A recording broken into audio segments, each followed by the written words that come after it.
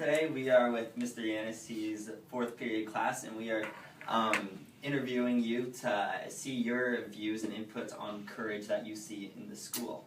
And what's your name, young man? I'm Sam Remington. Sam Remington. Sam Remington. Okay, nice to meet you. Colleen Sullivan. Colleen, a pleasure. You are? Ari Hudson. Oh, Ari Hudson. How are you, Ari? Good. Josh, pleasure. Why don't you all have a seat? Thank you. All right. Would you like some water? No, but I might need that tissue box over there. Okay, alright.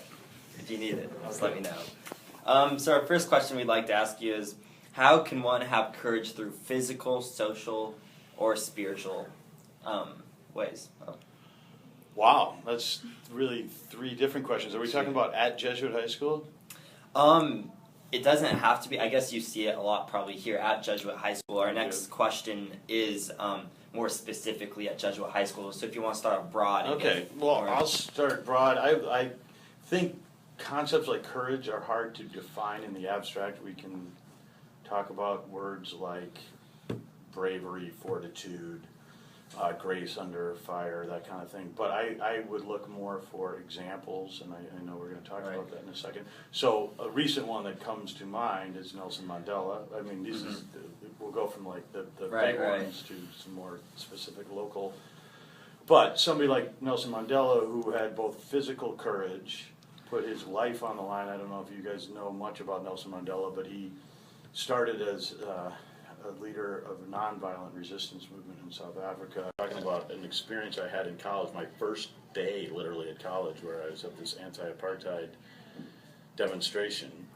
And college is kind of a different environment than a high school, and we're pretty strict on the rules, as you know, around here in ways that typically isn't exactly the same in college. But we were at this demonstration, and there was a professor, but it was being run by a few students, and they said, we're going to demand that Williams College divest its holdings from South Africa, and we're going into the Board of Trustees meeting right now. And I thought, wow, that's cool. You know, I'm in college. I went with them, and it was about 60 kids who, you know, if 50 kids walked into our board meeting, our boardroom there when the board was meeting, as principal, I would have a problem with that, except in this case, the kids were in the right morally. Pope Francis, who is a very courageous figure that we're watching operate on the world stage right now. And not everybody in the Catholic world loves everything that he's doing. He's challenging the bishops, he's challenging all of us,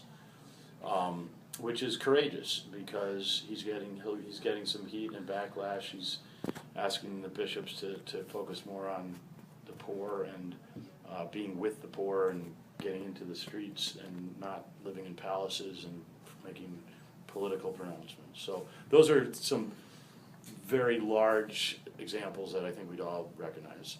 Right. So are you a believer in anyone being able to have courage? Yeah, I think especially at a certain age. I mean, How do you see courage played out in the students at Jesuit? I see courage played out all the time in all sorts of different ways. So we're a school first, and we're a Catholic school. So you guys know that it takes courage to, first of all, to apply and come to a school like Jesuit. So I think we have students who are special by definition when they come in the door because they've taken a risk. They know that they're not necessarily going to be accepted here, and they know that Jesuit's a really challenging place. So really, I think our freshmen, in fact our 8th graders who are visiting today, by definition have a degree of courage. They're not just following the path to wherever they were supposed to go. Hudson is, as somebody who embodies both intellectual and moral courage, and I don't know that much about your spiritual life, but I would assume there's a concomitant spiritual courage there. How do you define the term courage? It's like doing what you know is morally right when no one's looking.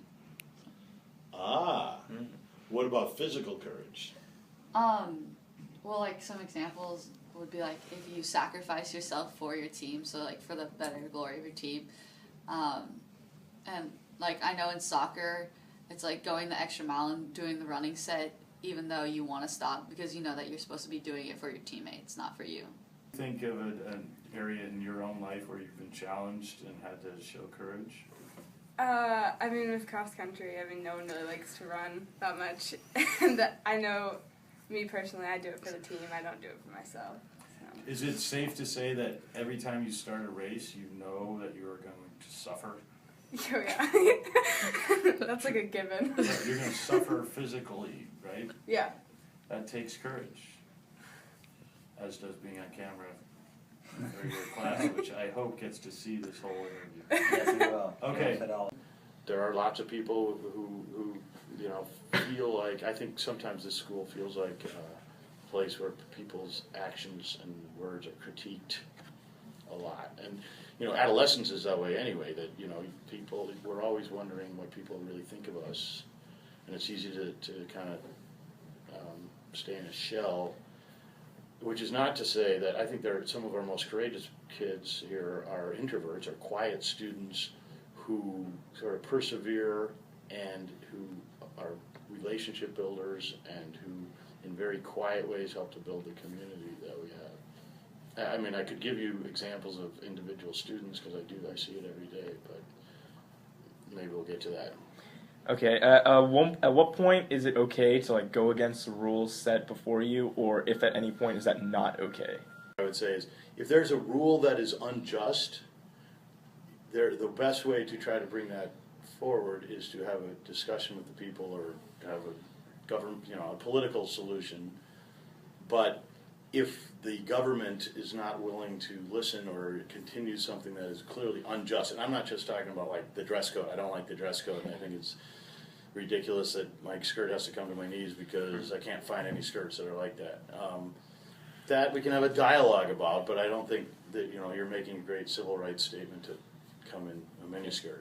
But if there were rules around here, and there were rules, I'll tell you, I went to a Jesuit high school back in the day, and this one had the same thing, where they used to, instead of jug, you would get paddled, or you had a choice. Okay, that was wrong. It was a different era. Courage is definitely an important one. All right. Just for some final brownie points, do you think Mr. Yancey is a good teacher? I have a huge regard for Mr. Yancey. He went to and taught at a school that I also taught at in Connecticut called Fairfield Prep. Oh. He's Jesuit educated. We just missed each other, but we were very intentional in trying to hire him from Fairfield Prep at the time he was trying to move out here. And, yes, I think he's a fine teacher. I've seen him teach a number of times. He and I share a love for British literature, and he's got that whole nautical maritime rap going too, which keeps him interested as he you know gets you guys to like, come on deck and all hands and yar mateys. Right.